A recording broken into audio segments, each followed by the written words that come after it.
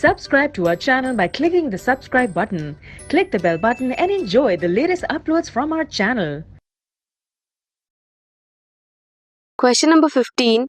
Suggest and describe a technique to obtain multiple copies of gene of interest in vitro. That technique is polymerase chain reaction और PCR. क्या क्या चाहिए होता है?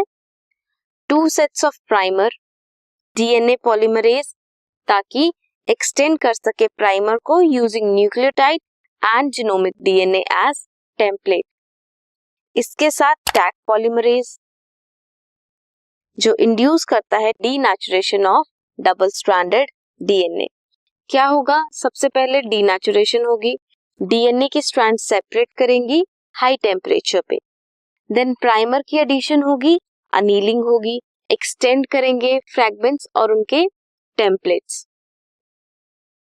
Then extension होगी.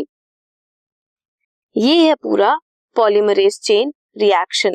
जब ये कॉपीज बन जाएंगी डीएनए की, ये एक डीएनए का सेगमेंट था, ये डबल हो गए. देन अगेन ये प्रोसेस रिपीट होती रहेगी. This is PCR. This is question number 15.